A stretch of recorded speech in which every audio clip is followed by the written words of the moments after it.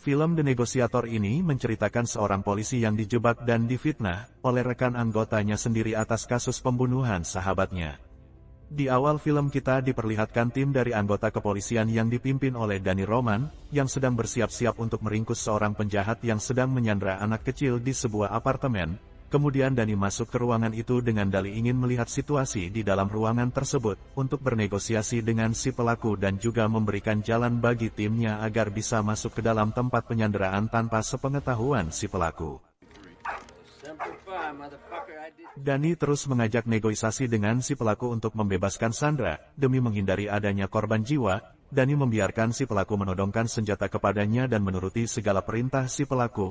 Kemudian dua orang tim anggotanya masuk ke dalam ruangan tempat Sandra itu berada, lalu membebaskannya. Danny terus mengajak si pelaku itu berbicara hingga benar-benar lengah. Kemudian Danny menggiring pelaku ke ruangan dekat jendela, untuk mengambil posisi yang pas dekat jendela kamar yang di seberang apartemennya sudah siap siaga. Sniper penembak jitu bernama Paleno, yang akan menembak si pelaku, saat situasi dan kondisi sudah memungkinkan. Lalu Danny memberikan kode isyarat kepada Paleno untuk segera menembak si pelaku.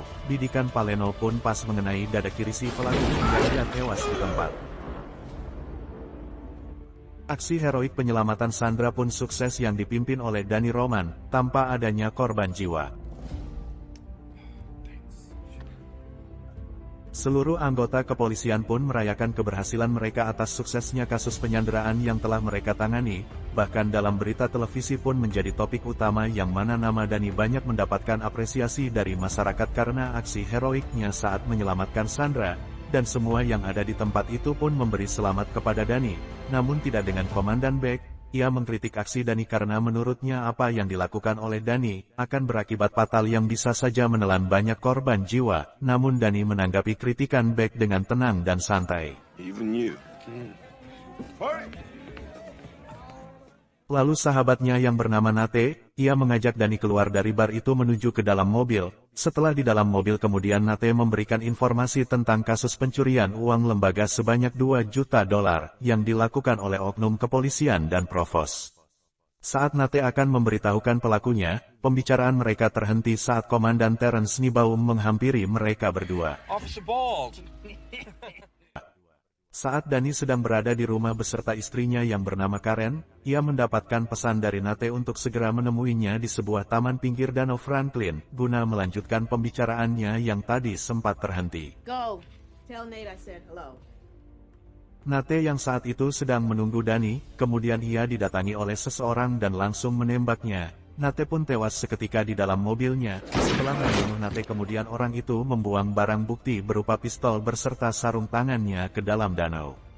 Sementara Danny yang baru saja tiba di lokasi itu, ia terkejut saat melihat sahabatnya Nate sudah tewas dengan luka tembak yang mengenai kepalanya. Danny pun tidak bisa berbuat apa-apa ketika para polisi sudah berada di tempat itu, dan langsung menangkap Danny dan membawanya ke kantor polisi untuk dimintai keterangan.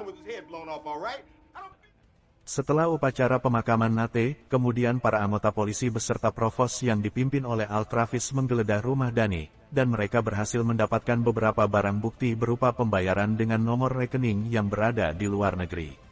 Danny pun segera dibawa ke kantor polisi karena ia juga dicurigai terlibat atas kematian Nate.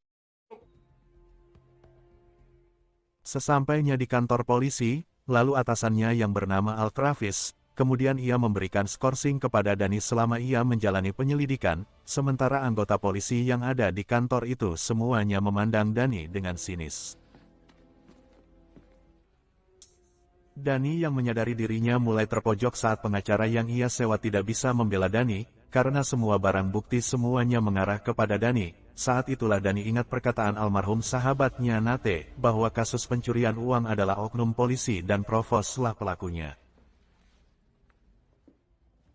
Danny pun tak tinggal diam kemudian ia melakukan aksi nekatnya dengan masuk ke ruangan divisi provos, dan menanyakan tentang kasus pencurian uang kepada Nibaum.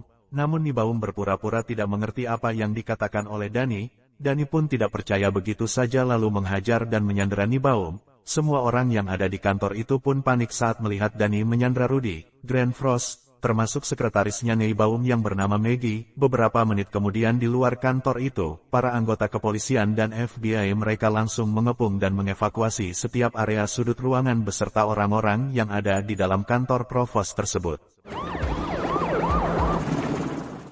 Mereka pun mulai mempersiapkan timnya untuk menangkap Danny, namun yang sedang mereka hadapi adalah seorang ahli negosiator andalan polisi, dan bagi Danny tidak sulit untuk mematikan setiap langkah dan gerakan yang akan dilakukan oleh pihak kepolisian.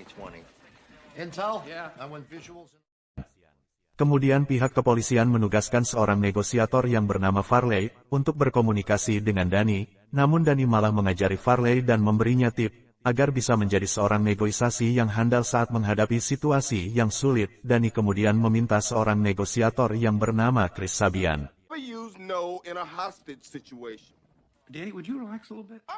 Danny tidak mengenal atau akrab dengan Chris, namun Danny lebih mempercayai Chris daripada rekan-rekan anggotanya sendiri, karena Nate pernah mengatakan kepada Danny adanya keterlibatan orang dalam atas kasus pencurian uang tersebut. Setelah berbicara dengan Chris melalui telepon, Danny pun menyampaikan apa yang sedang dilakukannya hanya bermaksud untuk menemukan pembunuh Nate yang sebenarnya, serta membongkar motif dan orang-orang yang terlibat dalam pembunuhan tersebut, sebab hanya dengan itu ia bisa membuktikan dirinya tidak bersalah dan membersihkan kembali nama baiknya atas tuduhan pembunuhan sahabatnya Nate. Namun para anggota polisi yang dipimpin oleh Komandan Beck, mereka sudah tidak sabar lagi untuk segera menyergap Danny, bahkan akibat kecerobohannya Danny menembak salah satu anggota polisi yang bernama Scott.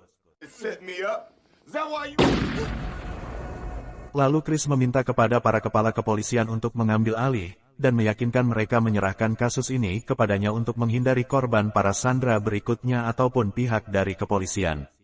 Para anggota FBI yang sebelumnya akan mengambil alih kasus tersebut, Chris pun mendapatkan izin untuk memimpin proses penyelamatan para sandera. Kemudian Chris meminta memadamkan aliran listrik di kantor tersebut. Sementara Danny sedang menginterogasi Neibaum tentang keterlibatannya atas kasus pembunuhan Nate, lalu sekretarisnya Maggie memberitahukan komputer kerja Neibaum. Dengan dibantu Rudy, Danny pun mendapatkan informasi tentang pembunuhan Nate beserta data-data rekaman yang ada di dalam komputer tersebut. Namun saat akan membuka siapa saja orang yang terlibat dalam kasus pembunuhan itu, tiba-tiba saja listrik di ruangan itu mati, hingga ia tidak bisa untuk melanjutkan penelusuran.